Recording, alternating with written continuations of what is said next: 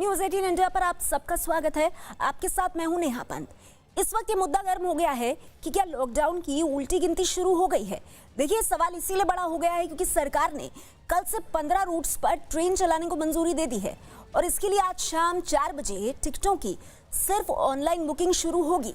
अब खास बात यह है कि स्टेशनों पर भीड़ को रोकने के लिए देश में किसी भी टिकट काउंटर से टिकटों की बिक्री नहीं होगी। रेलवे ने नई दिल्ली से केवल 15 रूट पर ही ट्रेनें चलाने को हरी झंडी दी है, लेकिन रूट्स पर केवल वही लोग ही सफर कर सकेंगे जिनके पास कंफर्म्ड टिकट होगा। मतलब ये कि वेटिंग टिकट का कोई इंतजाम नहीं है। एक और बड़ी बात ये कि इन ट्रेनों में कोई भी जनरल या स्लीपर कोच नहीं होगा, केवल AC1, AC2 या AC3 के ही डिब्बे होंगे और किराया राजधानी एक्सप्रेस के बराबर होगा। लेकिन मुद्दा वही कि क्या ट्रेन चलने के साथ ही लॉकडाउन की उल्टी गिनती शुरू हो गई है।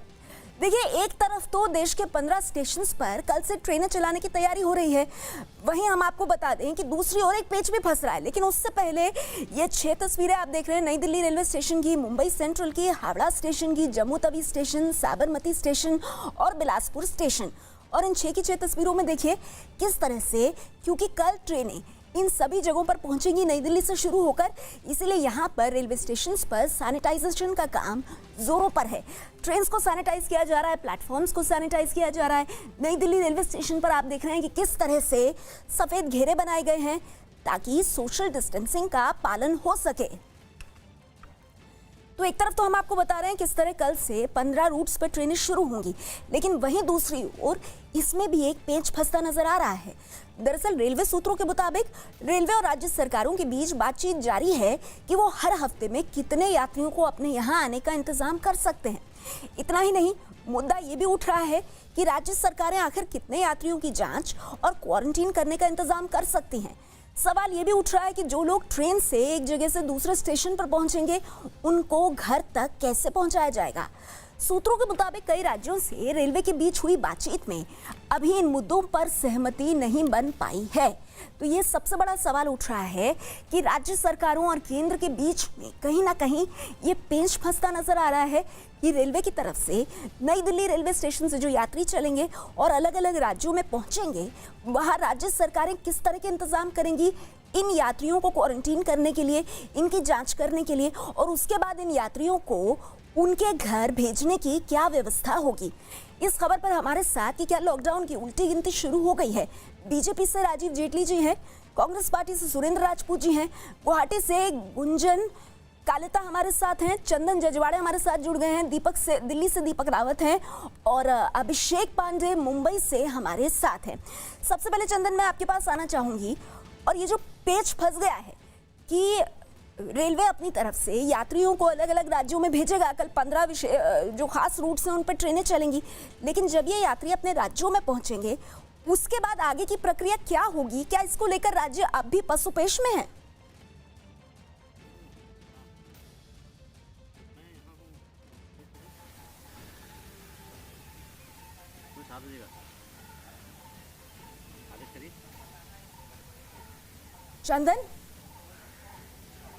चंदन, आप मुझे सुन पा रहे हैं?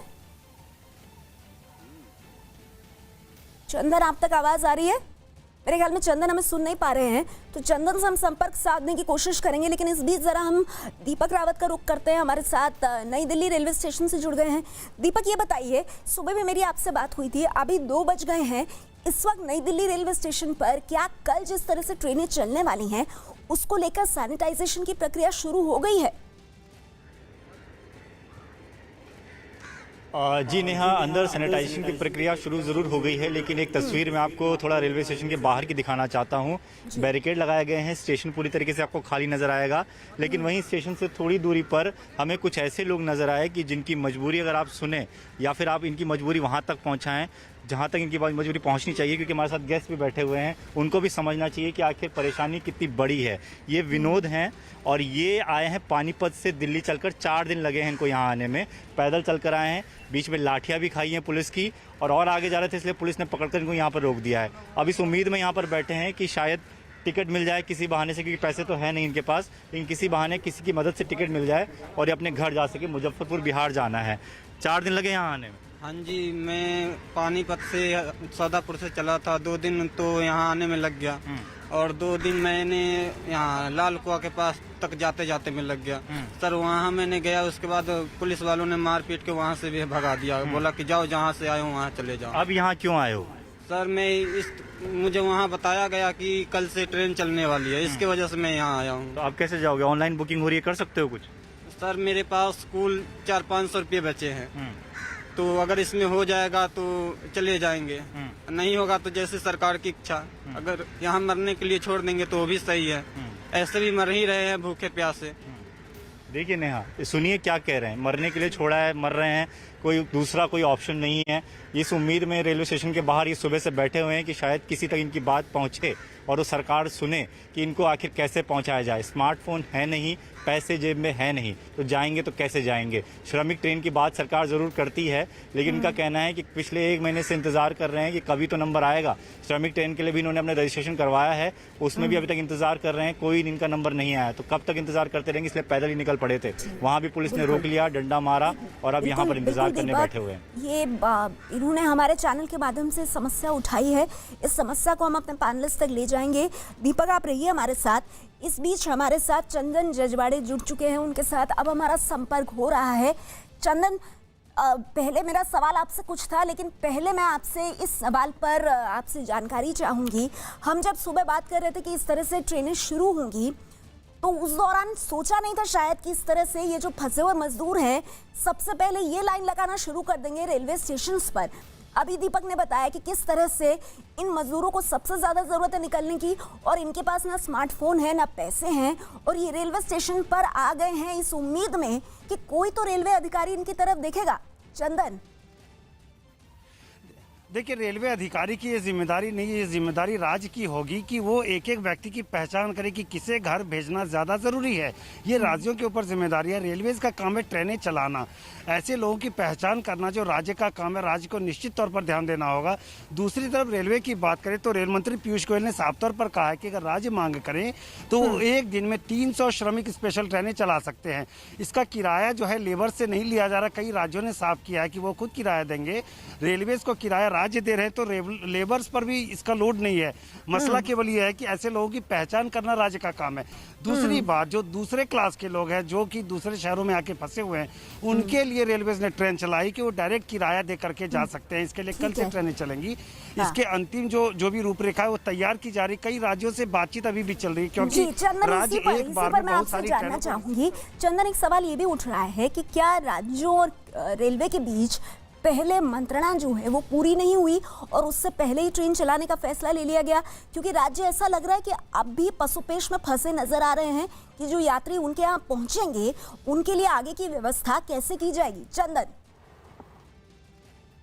देखिए नेहा, इसके लिए कई राज्य जो है पहले से तैयार है, जहां पर लगातार श्रमिक स्पेशल ट्रेनें चल रही है। लेकिन कुछ राज्य जैसे पश्चिम बंगाल की बात करें, झारखंड की बात करें, तो ये सारे राज्य एक बार में सारी ट्रेनों को रिसीव करके लोगों की जांच करके उनको क्वारंटाइन अगर करना पड़े तो इन सब व्यवस्था के लिए तैयार नहीं है। राज्यों से बातचीत ये चल रही कि वो एक हफ्ते में कितनी ट्रेनों को रिसीव कर सकते हैं, कितने लोगों की जाँच कर सकते हैं। अगर लोगों की जाँच होती है, उनको क्वारंटाइन करना पड़ता है, तो उनके खान पान की व्यवस्था करनी होगी, उनके ट्रीटमेंट की व्यवस्था करनी होगी। इन तमाम मुद्दों पर बातचीत चल रही है और रेलवे ने अनाउंस किया कि 12 तारीख से ट्रेनें चलेंगी। तो ऐसा जरूरी नहीं है कि 15 ट्रेनें जो हैं वो 12 तारीख से ही चले, हो सकता है कि कुछ ट्रेनें बाद में भी चले। जैसे चंदन, ये अहम जानकारी आप दे रहे हैं कि ऐसा नहीं है कि 15 रूट्स पर कल से ही सारी ट्रेनें दौड़ने लगेंगी।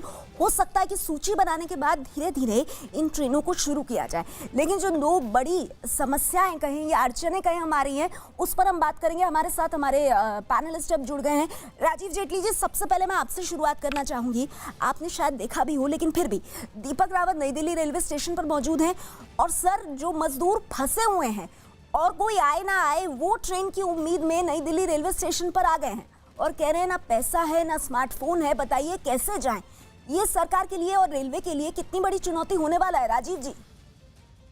मैं पहले स्पष्ट करना चाहता हूं कि केंद्र की तरफ से लगभग, जैसा आज हमारे रेल मंत्री जी ने भी बताया, हम 300 ट्रेनों का हमने व्यवस्था करी है और बाकी बड़ी मात्रा में ट्रेनें भेजी भी हैं दूसरे राज्यों के अंदर। अगर मान लीजिए कोई किसी राज्य से, वेस्ट बंगाल से आकर कोई खड़ा हो जाता है और वो चाहता है कि मैं वेस्ट बंगाल जाना चाहता हूं, लेकिन अगर वहां के राज्यों की परमिशन नहीं है तो वो ट्रेन वहां नहीं जा सकती है।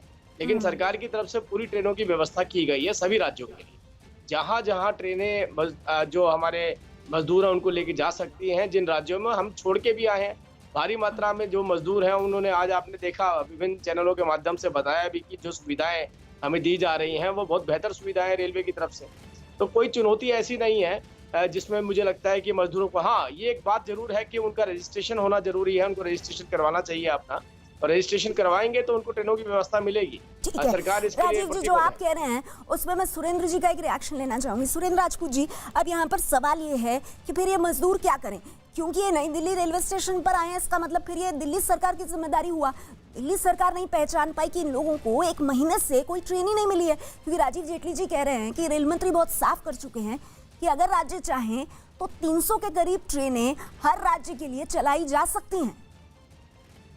नेहा, मुझे एक चीज नहीं समझ में आ रही है। देखिए, मैं इसमें कोई राजनीति नहीं, चूंकि एक विनोद नाम को जिस मजदूर की आपने बात सुनाई है उसके बाद सुन करके मैं निशब्द हूँ। मेरे को समझ में नहीं आ रहा है कि इसका राजनीतिक रिएक्शन दूं, गैर राजनीतिक दूं। तो मैंने ये सोचा है मैं तो मानवीय रिएक्शन दूंगा, राजनीति इस मामले पे नहीं करूंगा। दो तीन चीजें बड़ी स्पष्ट है। जैसे आपने अभी कह दिया कि दिल्ली राज्य की जिम्मेवारी है, नहीं, मेरे देश की जिम्मेवारी है। दिल्ली भी मेरे देश में आता है, बिहार भी मेरे देश में आता है, पश्चिम बंगाल भी मेरे देश में आता है और राजस्थान भी मेरे देश में आता है। सरकारें किसी की भी हो, भाजपा की भी है, कांग्रेस की भी, आपकी भी है। मैं आपसे एक ही करबद्ध निवेदन करना चाहता हूं, ये जो कल 15 ट्रेनें चलाई जा रही हैं, ये श्रमिक स्पेशल नहीं है, ये शुद्ध रूप से अभिजात्य वर्ग के लिए ट्रेनें हैं।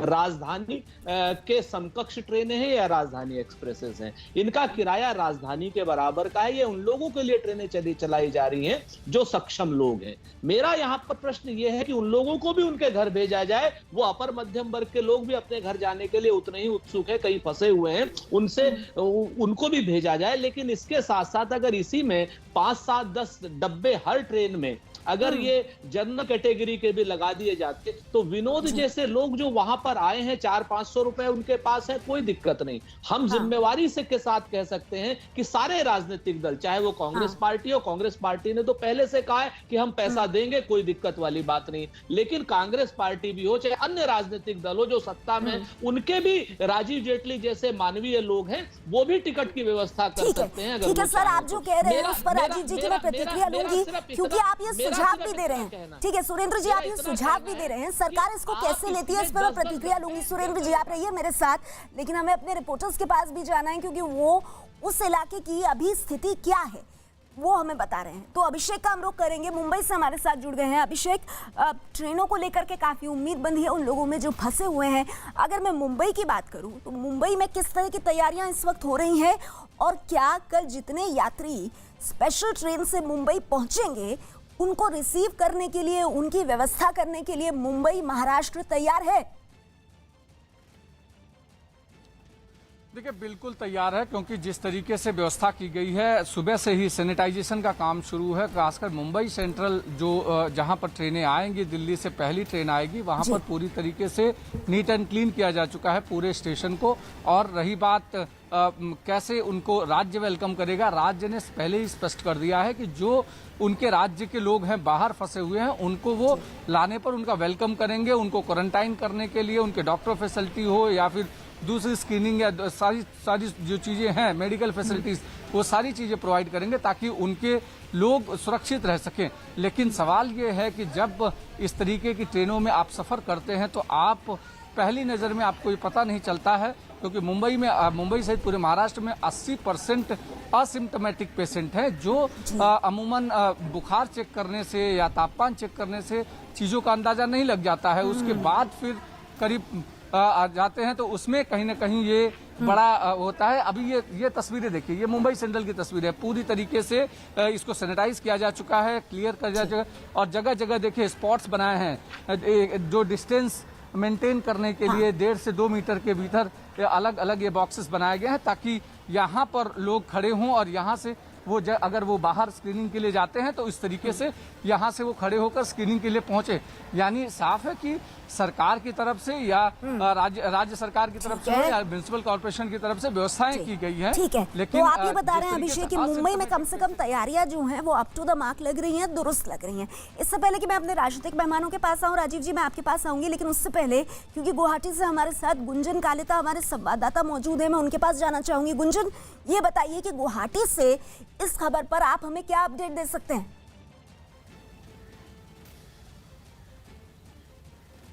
जी, यही सवाल हमने पूछा था कि असम के स्वास्थ्य मंत्री डॉक्टर हिमंत बिस्वा शर्मा से कुछ ही देर पहले उनसे बात हुई थी और उनका कहना यह है कि जितने भी लोग ट्रेन से वापस आएंगे उन सभी के लिए आज ही गुवाहाटी में एक कमेटी यहाँ पे प्रस्तुत किया जाएगा और वो तमाम कमेटी हर एक डिस्ट्रिक्ट में एक कमेटी बनाएंगे और सभी को जितने भी लोग आएंगे उनको उन लोगों के संसदीय क्षेत्र में उन लोगों को भेजा जाएगा। असम स्टेट ट्रांसपोर्ट कॉरपोरेशन एएसटीसी उन लोगों को स्टेशन से अपने संसदीय क्षेत्र तक ले जाएंगे और वहाँ पे उन सभी को दोनों हाथों में स्टाम्प लगाया जाएगा होम क्वारंटीन का और सभी को घर में ही रहने के लिए बंदोबस्त किया गया है। और मंत्री का ये भी कहना है कि तमाम असम के लोगों के लिए उनका ये भी अपील है कि एक जन आंदोलन सभी को शुरू करना होगा कि बाहर से आए हुए किसी भी लोग रास्ते पे या कई दुकान या गराज पे देखे तो सभी को उसके अगेंस्ट में बोलना है और सभी को बोलना है कि आप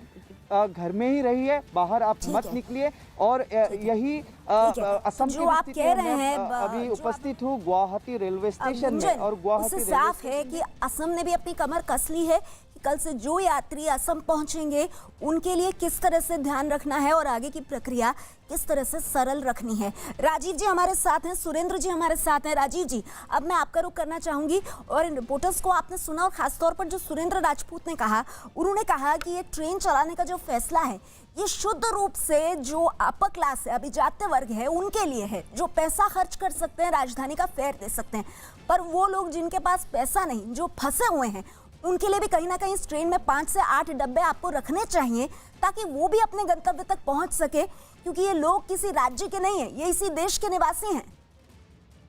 नहीं, दो अलग अलग बातें हैं, दोनों को मिक्स करके नहीं देखना चाहिए। एक हो गया हमने व्यवस्थित रूप से दोबारा ट्रेन चलानी है जिसके लिए हमने ट्रेनों की व्यवस्था करी है, जिसकी बुकिंग शुरू हो गई है। दूसरा हो गया जो मजदूर मानवता के आधार पे जो हम सेवाएं दे रहे हैं, जिसमें कोई मजदूर अगर अपने गाँव या अपने शहर में वापस जाना चाहता है तो उसको एक अलग से सुविधा दी जा रही है। दो अलग विषय, दोनों को जोड़ करके नहीं देखना चाहिए। और तीसरी मैं बात कहना चाहता हूँ कि अगर कोई राज्य अक्षम है तो अलग सब्जेक्ट है, लेकिन हम तो कहते हैं कि हर राज्य को, भारतीय जनता पार्टी ने, मुख्यमंत्रियों ने इस बात को स्पष्ट किया कि किसी भी मजदूर को वापस जाने की जरूरत नहीं है। हम आपको खाना दे रहे हैं, हम आपको बेहतर सुविधाएं देंगे, आपकी किस हर तरीके से सेवा की जाएगी। जब आप फिर भी अगर जाना चाहता है तो हम उसके लिए ये व्यवस्थाएं कर रहे हैं। आपने महाराष्ट्र के अंदर देखा किस तरीके से एक नाके के ऊपर लोगों को रोका जा रहा है, जो पैदल जा रहे थे तो आखिर में वो खाड़ी से, पहाड़ों से, इधर उधर से निकल करके जा रहे हैं। और आज उनके मंत्री का बयान भी आ गया महाराष्ट्र के, उन्होंने कह दिया कि मानवता के आधार पे जो जैसे जाना चाहता है उसे वैसे जाने दीजिए।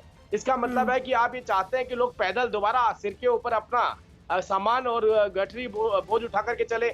उधर पंजाब में आपने देखा, अभी कल ही की बात है, परसों की, कि कितने सारा मजदूर था जो पंजाब सरकार ने वहां से उनको भेज दिया पैदल हरियाणा के अंदर उनको शेल्टर किसको देना पड़ा? हरियाणा सरकार को। तो मुझे लगता है ये जो बातें की जा रही हैं, अब कांग्रेस शासित राज्यों की बात कर रहे हैं राजीव जी और कह रहे हैं कि अगर राज्य अक्षम में है तो अलग मसला है, लेकिन केंद्र सरकार ने फैसला लिया ट्रेनें चलाने का, कम से कम इसका तो खुले दिल से स्वागत हो।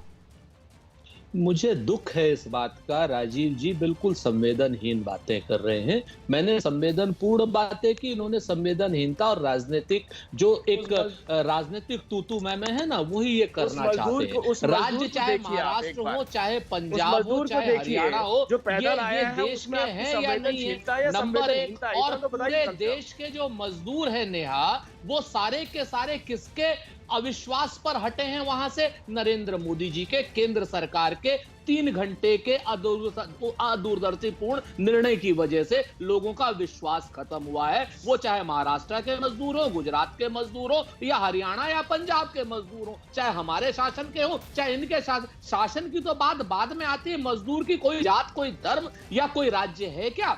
एक बात। और मैं तो एक चीज कह रहा हूं कि अगर ये जो अभिजात्य वर्ग के लिए ट्रेनें चली हैं, श्रमिक स्पेशल अलग है। जो लोग पैसा दे करके इन ट्रेनों में यात्रा करना चाहते हैं उनके लिए जर्नल डिब्बा क्यों नहीं? जर्नल डिब्बे का टिकट 300 रुपए का, वो वाला टिकट 2500 रुपए का। जो बात आप कह रहे हैं सुरेंद्र राजपूत जी, जो बात आप कह रहे हैं वो आपकी पार्टी के सीनियर नेता क्यों नहीं कह रहे? राजीव जेटली श्रमिक वर्गों की बात नहीं है, श्रमिक के अलावा भी लोग हैं। आपको शर्म आनी चाहिए। थोड़ी जानकारी तो अवेलेबल करवाइए। आपने कहा जनरल डिब्बा, जनरल डिब्बे की ही सारी ट्रेनें चल रही है। अभी आपने जनरल विनोद की डिब्बे की ही चल रही, जिसमें पैसा नहीं लग रहा, जिसमें आपकी राज्य सरकारें पैसा मांग रही हैं, लेकिन केंद्र 85% है वो जनरल डिब्बे की ही है। सरकार है, नरेंद्र मोदी प्रधानमंत्री हैं उनके।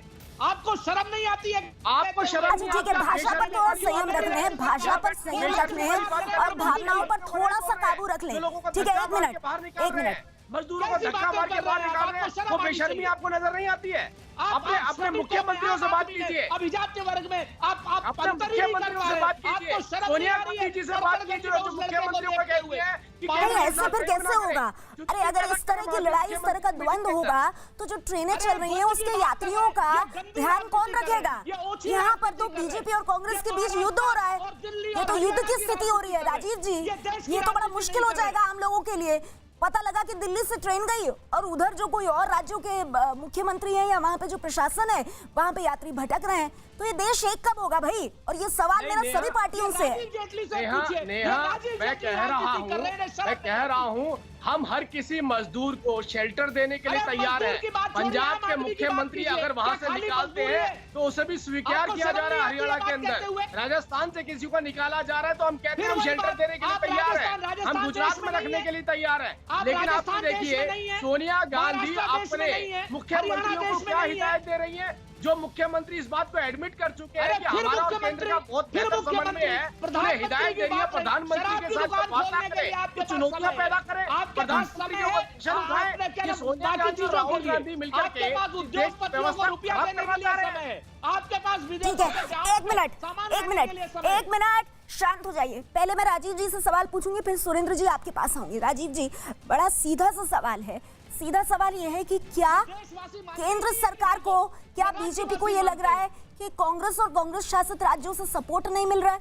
क्या आपको ऐसा लग रहा है या आपको लग रहा है कि समस्याएं जेन्युइन है पर उन्हें सुलझाया नहीं जा रहा है? इसका जवाब नहीं, मैं बहुत स्पष्ट करना चाहता हूँ, कांग्रेस शासित सभी मुख्यमंत्री केंद्र के साथ बहुत बेहतर समन्वय बना के चल रहे हैं। मैं तारीफ करूंगा सभी मुख्यमंत्रियों की, लेकिन दिक्कत कहाँ पे आती है? दिक्कत तब आती है जब उनको एड्रेस करने वाली उनकी राष्ट्रीय अध्यक्षा ये कहती हैं कि प्रधानमंत्री के साथ जब मीटिंग करने बैठिएगा तो वह चुनौतियां पैदा कीजिएगा, उनकी बात मत मानिएगा, वहां पर बहुत सारे प्रश्न उठाइएगा। अब बताइए मुख्यमंत्री प्रश्न उठाएगा? ठीक है, इसका जवाब सुरेंद्र जी मैं आपसे लूंगी, आपको पूरा मौका दूंगी। लेकिन इस वक्त एक बड़ी खबर आ रही है, इसका हमने रुख करना होगा।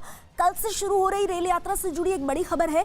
गृह मंत्रालय ने यात्रा से जुड़े अहम दिशा निर्देश जारी किए हैं। इसके मुताबिक उन्हीं लोगों को स्टेशन जाने के लिए टैक्सी मिलेगी जिनके पास ई टिकट होगा। साथ ही यात्रा करने वालों के लिए स्क्रीनिंग जरूरी होगी और हर किसी को सोशल डिस्टेंसिंग का पालन करते हुए मास्क पहनना जरूरी होगा। वहीं इन यात्रियों के अपनी मंजिल पर पहुंचने पर स्थानीय प्रशासन को भी हेल्थ प्रोटोकॉल का पालन करवाना होगा। हमारे साथ इसी खबर पर संवाददाता अमित पांडे जुड़ गए हैं। अमित, ये बताइए, गृह मंत्रालय के इन दिशा निर्देशों को कैसे देखा जाए, ये कितने अहम है? जी बिल्कुल, यहाँ पर सिर्फ जो ई टिकट जिनके पास होगा उन्हीं को ही स्टेशन तक आने की अनुमति होगी और वो यात्रा कर सकेंगे। इसके अलावा जिन ट्रेनों का संचालन किया जा रहा है, रेल मंत्रालय और स्वास्थ्य मंत्रालय परामर्श के बाद ही उन ट्रेनों को डिसाइड करे और उसके बाद उनके संचालन की अनुमति दे। तो ये एक प्रोटोकॉल है और इसमें जो कोरोना वायरस खतरे के मद्देनजर जो हेल्थ प्रोटोकॉल है उनके पालन को प्राथमिकता दी गई है और उसका हर हाल में रेलवे को, स्थानीय प्रशासन को और सबसे जरूरी चीज यात्रियों को पालन करना होगा। जी, शुक्रिया अमित आपका इस जानकारी के लिए। एक बार फिर से हम अपनी चर्चा पर आते हैं क्योंकि सभी खबरें आज जिस तरह से 4 बजे से ट्रेनों को लेकर आप ऑनलाइन बुकिंग कर पाएंगे उसी के संदर्भ में आ रही हैं, इसीलिए खबरें अहम हैं। सुरेंद्र जी, अब मैं चाहूंगी कि जो राजीव जी ने कहा उस बात पर आप टिप्पणी करें। वो कह रहे हैं कि कांग्रेस के मुख्यमंत्री, कांग्रेस शासित राज्यों के मुख्यमंत्री बहुत अच्छा सहयोग कर रहे हैं देश के प्रधानमंत्री के साथ, लेकिन कांग्रेस का आला कमान ये चाहता है कि जब बैठके हो तो कहीं ना कहीं राजनीति करके चुनौतियां भी खड़ी की जाएं। क्या ये सही है?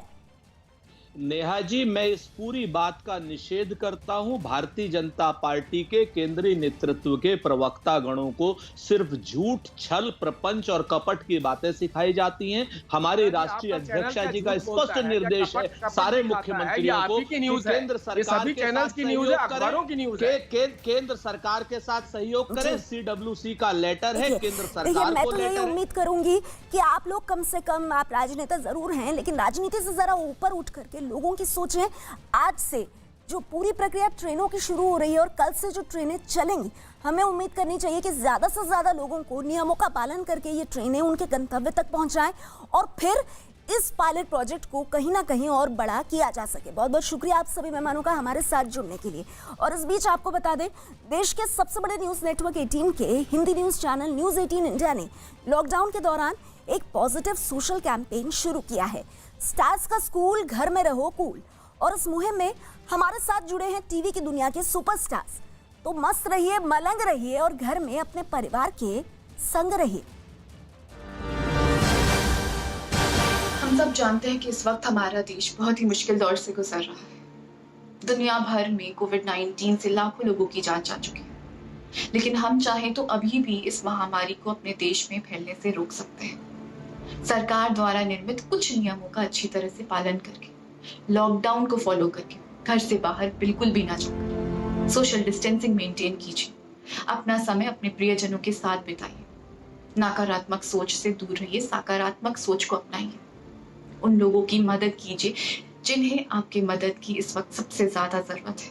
और हाँ, उन लोगों का शुक्रिया अदा करना मत भूलें जो इस वक्त अपने परिवार से दूर रहकर कोविड-19 से हमारे लिए लड़ाई कर रहे हैं। तो बस मेरी आपसे इतनी ही गुजारिश है कि मस्त रहिए, मलंग रहिए, घर परिवार के संग रहिए।